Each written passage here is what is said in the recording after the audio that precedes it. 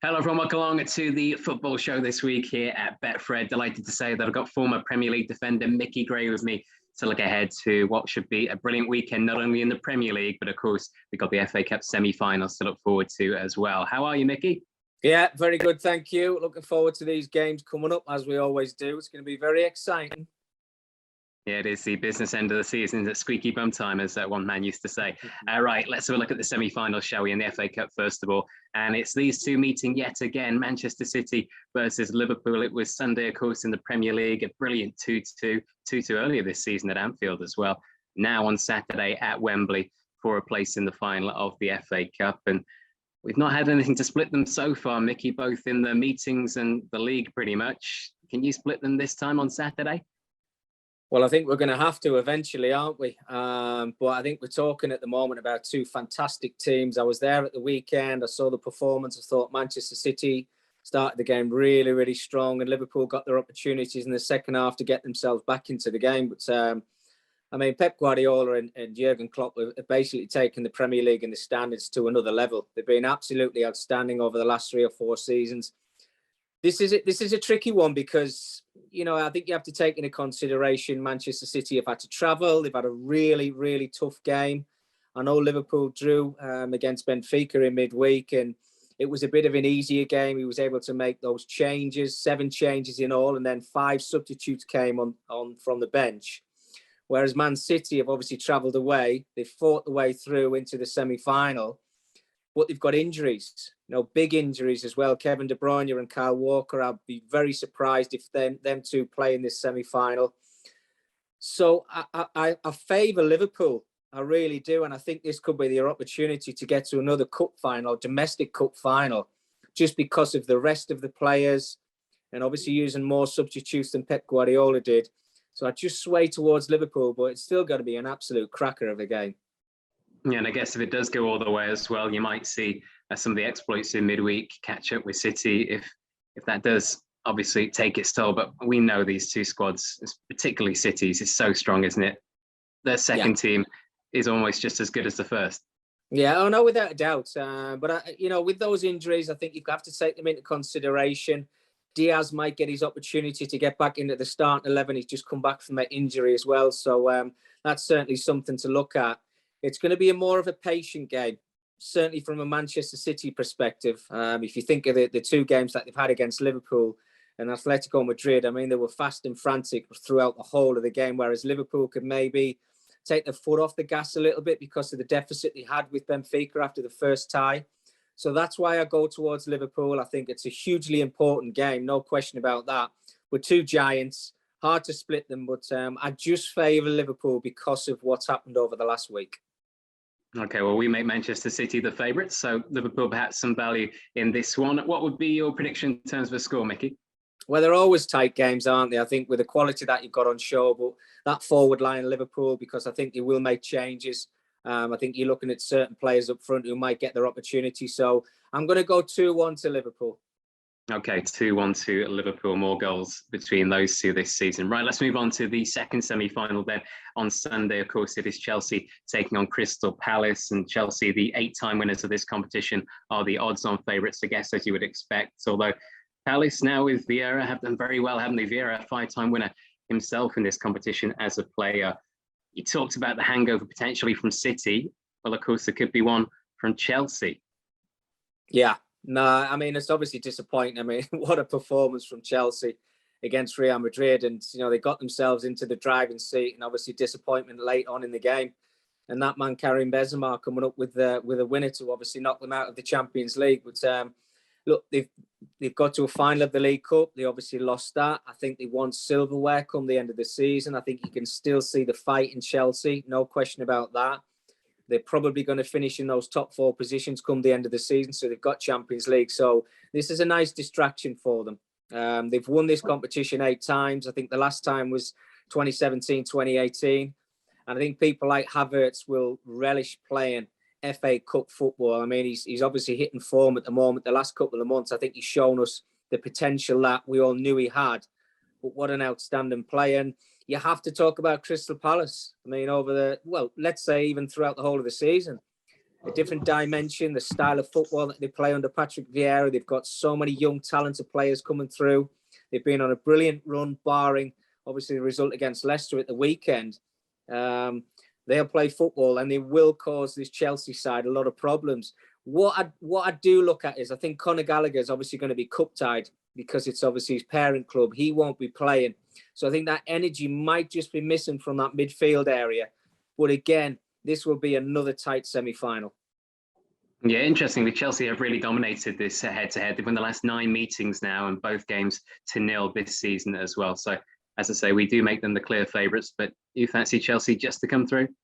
I do. As I said, I think it'll be a more entertaining game than people maybe think. But I do just sway towards Chelsea. I think, haven't gone the long distance in this competition on many occasions. It's been a few years since they've won this competition, and I think they want to go all the way. Disappointment, obviously, knocking out the Champions League and obviously losing the League Cup final. I think they want to go all the way, and I really do see them going through this semi-final, tying into the final. Okay, so based on your predictions, it's a rematch from the League Cup final at Wembley. It would be the FA Cup final as well. And would you go with Liverpool once again? Well, I think that'll all depend on what Jurgen Klopp's got in the future, i.e. Champions League semi-finals. Are they still chasing down the Premier League title? But I think Chelsea are going to get some silverware this season. And obviously, this is their only chance to do that right now. So if that is the case, and it is a Chelsea-Liverpool final, I'm just going to go with Chelsea. I think they're strong. I think they're determined to get something on the table come the end of the season. And I think Havertz might have a big say in the semi-final and the final. Okay, so no quadruple then for Liverpool, according to Micky. We shall see. Right, let's move on to the Premier League, of course. And we still got some games this weekend in the top tier, starting on Saturday, 12:30, with Spurs taking on Brighton live on BT Sport. And Tottenham now, courtesy of 4 wins in a row, 14 goals in those games, and now 3 points clear of Arsenal, albeit with a game in hand. But they've been brilliant of late. Yeah, I think they've been absolutely outstanding. Certainly the forward line. There was question marks over Harry Kane at the beginning of the season. Had his head been turned? Well, I think over the last month and a half, 2 months, his form has been absolutely outstanding. And I think one disappointment for Harry Kane is he's probably not going to finish top scorer for Tottenham at the end of the season, never mind Premier League top scorer. But it's just a form of Son and Kulusevski since he came in through the front door. They're a real threat when they get into those 3 forward players. I think, there's no question about it. They can cause anybody problems in this league. And Brighton have been on a bit of a dip in form. Yes, they had a brilliant win against Arsenal at the weekend, but that was their first win in 8 games. You look at certain players, are they playing as well as they were at the beginning of the season? I think what Graham Potter's done is outstanding, but they've got to try and take them to that next level. But I don't think that next level has beaten Tottenham at the weekend. I do see Tottenham winning this game. I think, the form you just mentioned there before that they've been in, brilliant performance against Aston Villa. I sway towards Tottenham. I think it's going to be a home win for them. Yeah, Tottenham have won both meetings this season already in the Premier League and the FA Cup as well. So Brighton denting Arsenal's hopes last week and maybe this week as well with defeat in North London. Right, let's move on to one of the 3 o'clock games then. It is Manchester United versus Norwich. You might be going to this one, Micky, are you?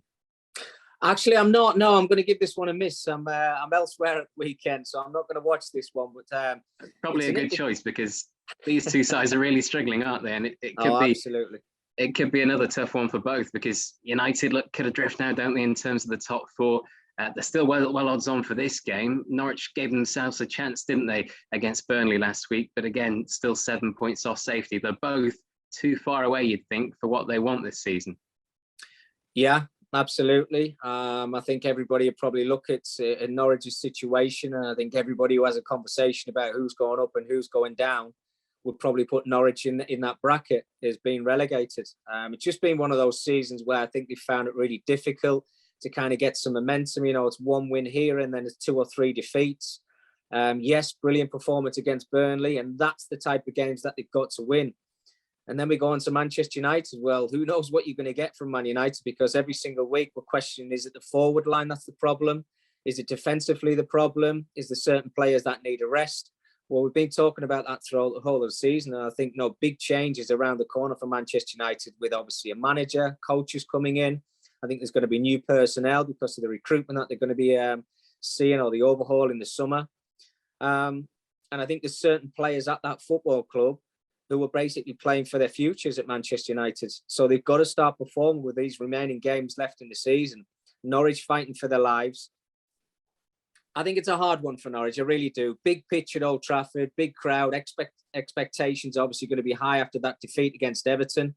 So I think Man United will win this one, but it's just papering over the cracks at the moment for me. And there's a lot of work needs doing at that football club.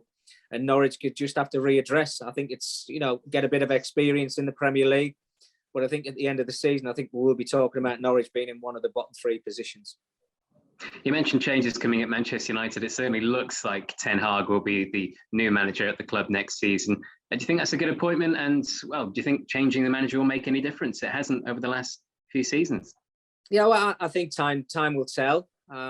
He comes with a very good pedigree, although he's a young manager, but he's got great experience now in Champions League football, albeit he's not been able to go all the way and get to a final. But some of the football that this Ajax team play is absolutely outstanding. And you have to say a lot of that is down to him. If you think about it, there's 5 or 6 rejected players from the Premier League that he's took to Ajax. And they've all shone. They've all been outstanding.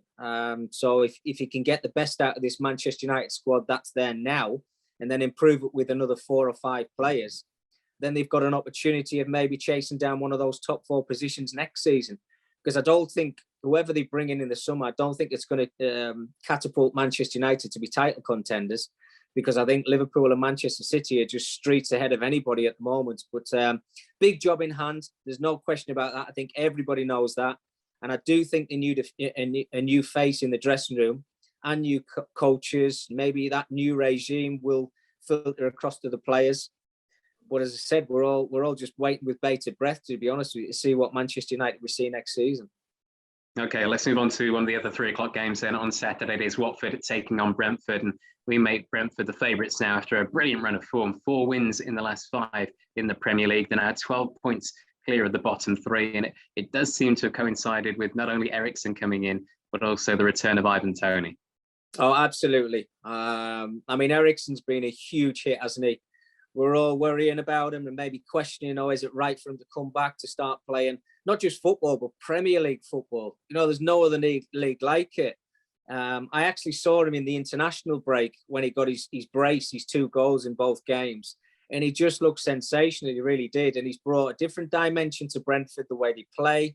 He sees things that other players don't see. And I think that's starting to filter through to the Brentford players, is get the ball to Christian Eriksen and we will create opportunities. And they've been fantastic. It's been a great season for them. Where they end up finishing in the Premier League, I don't think it really matters. They've been a breath of fresh air. Sometimes Premier League sides, they get promoted and then they kind of just say, well, okay, if we finish 4th from bottom, we'll consider that a success. Well, that's not the case with Brentford. They've been out and they've gone for every team that they've played against this season. And you have to tip your hat to Thomas Frank and his players. There's no question. But Ivan Toney, I hope they keep hold of him next season. There's a lot of speculation about him moving on. Watford, on the other hand, how many managers do you want to go through? Roy Hodgson's came in, hasn't he? And he's tried to shore them up with the back. It's not worked. He's had a couple of 0-0 results and a couple of decent performances. But I think overall, 1 win in 7 going into the latter stage of the season, I think this is one step too far for them to stay in the Premier League. I really do. And I don't know if Roy Hodgson's going to be the manager in the Championship next season, but they need to sort things out at Watford Football Club. They've got to stabilise it there. They've got to have a manager in charge who's going to be there for at least 2 or 3 seasons. But I'm going for Brentford. I think they've got the momentum, they've got the confidence, they've got the form, and I think they're going to win this one away from home. Okay, let's have a look at the other 3 o'clock kickoff then on Saturday, which is Southampton taking on Arsenal. Arsenal are odds on, but they can't afford any more slip-ups, can they? They've lost 3 of the last 4 now. They did win the reverse 3-0 comfortably in December, and it does look like Southampton's season is petering out somewhat, Mickey, but the pressure is on every single game for the Gunners now. Well, they were in the driving seat. They're not in the driving seat anymore. If you look at the goal difference between themselves and Tottenham, and you look at form right now, Arsenal just don't seem to have any. You can't keep conceding goals like they are conceding at the moment, keep relying on the younger players to keep pulling you out of the mire, if you like, every single week. They've lost that pole position. I think it was 1 win in 4, I think they've had at the moment as well.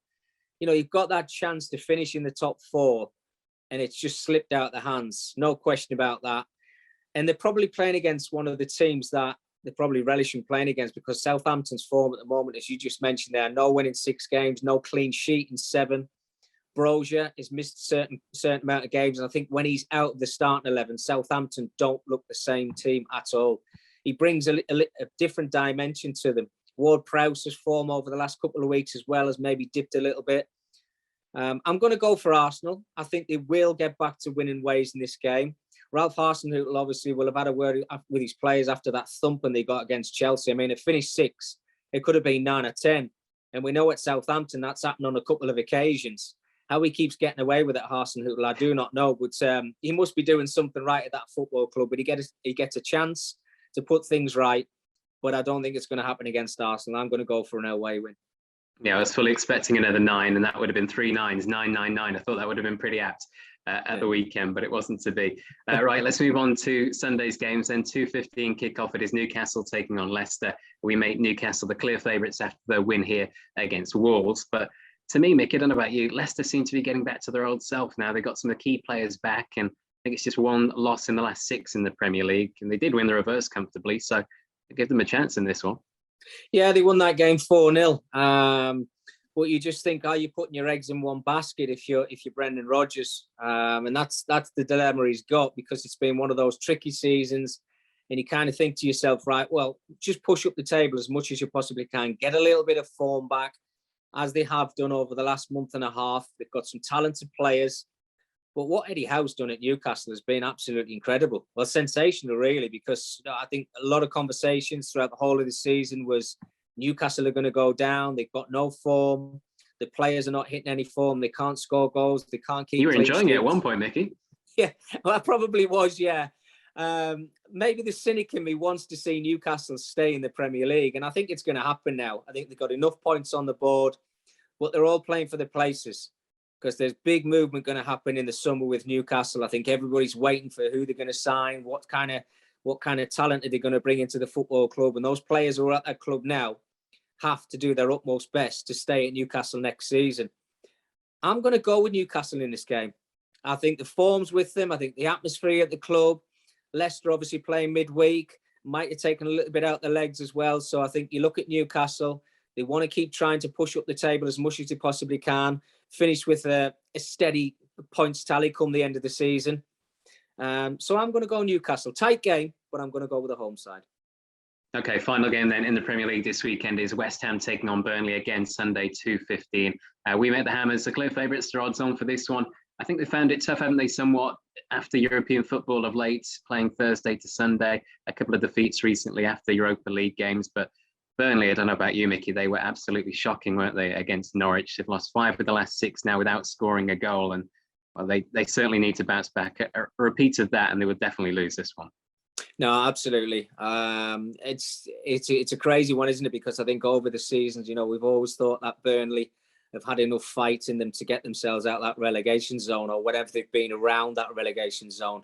But I've been to Turf Moor on numerous occasions this season, and I don't see that fight as much. They've obviously lost Chris Wood. They've had problems up front with injured players. Obviously, Ben Mee's been missing for 3 or 4 weeks. I think he might be available again at this for this game, but I just don't see it being enough. David Moyes has maybe thrown a few, I would say, excuses. Maybe a different word I should probably use, but it's a lot of travel, and I've done that myself. Played Thursdays and Sundays, and it catches you up. It really does.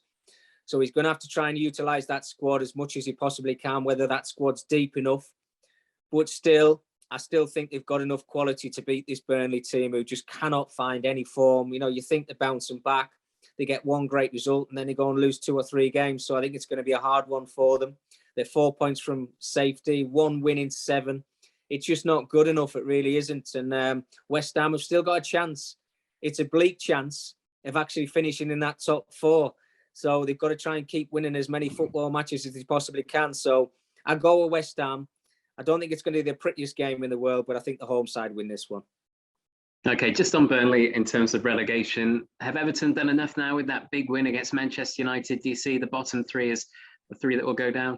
It was huge, wasn't it? I mean, that Everton game, I suppose, look, what do you expect? It was Manchester United. You never quite know what you're going to get from them. But Frank Lampard knew how important that game was. And I think it was about winning ugly.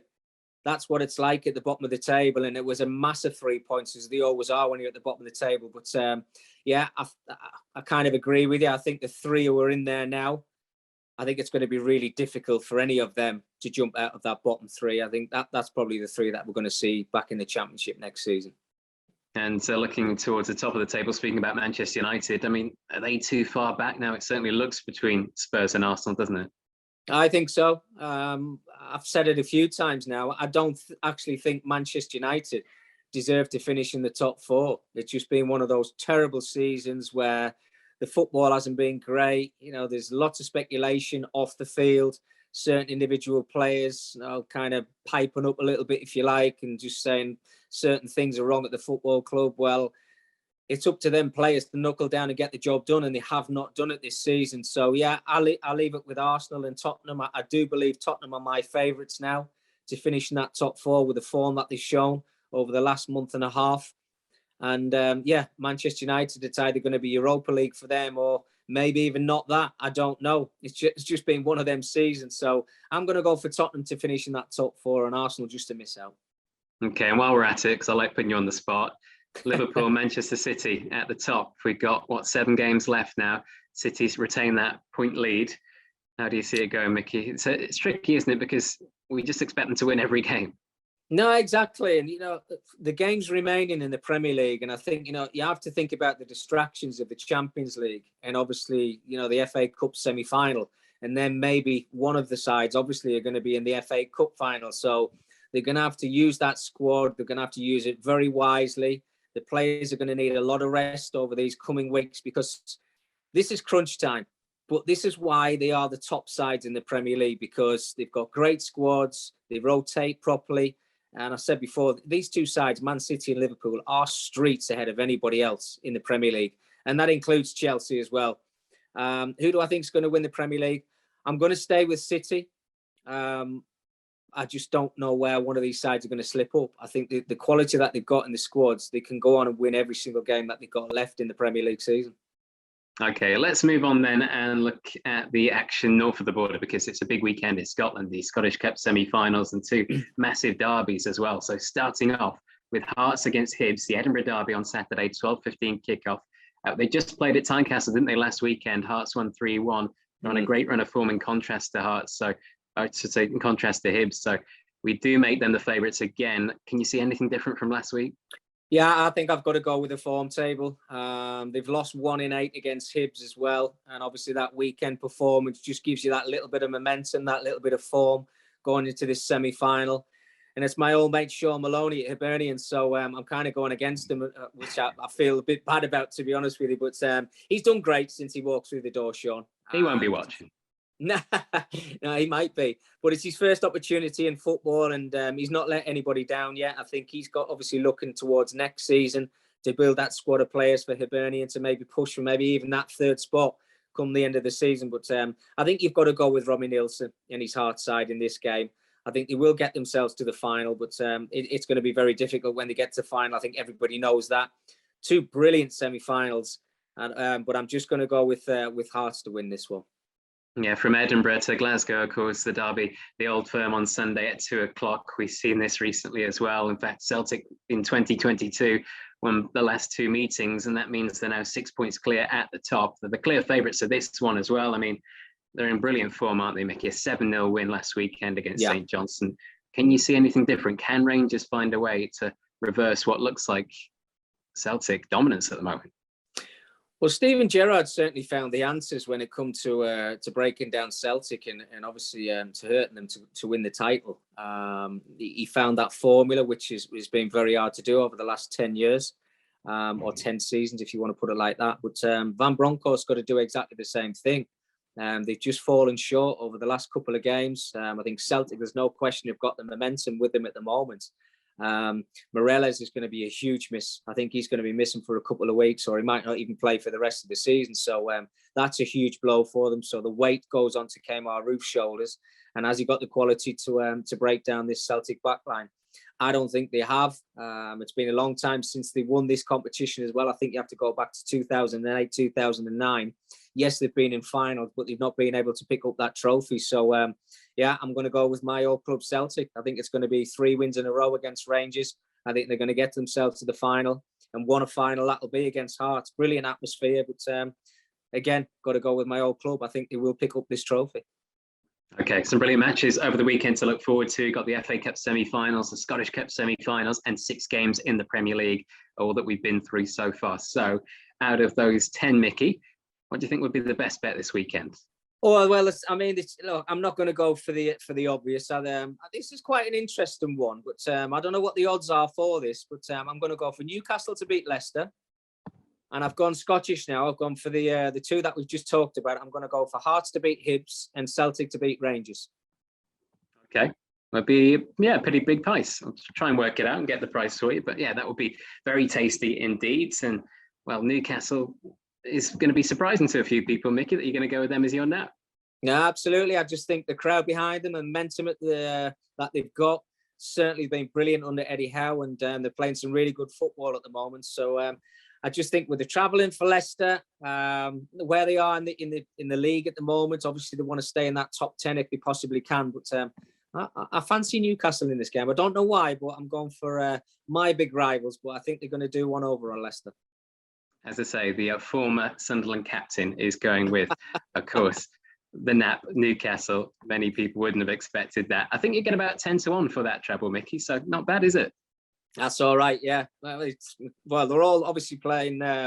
Newcastle playing at home, but those semi-finals, they're going to be really difficult. But Hearts because of the form against Hibernian, and then Celtic because they've won the last 2 against Rangers. So 10-1, if that's what it is, I might jump on that myself. Yeah, around 9 or 10-1. Right, brilliant stuff. Thank you, Mickey, as always, for your previews ahead of what is going to be a brilliant weekend. As I say, we've got those 2 big FA Cup semi-finals at Wembley, north of the border, the Scottish Cup semi-finals as well, and getting to the business end of the Premier League with 6 games to look forward to as well. Plenty to get stuck into here at Betfred. Best of luck if you're having a bet, and we'll see you next week.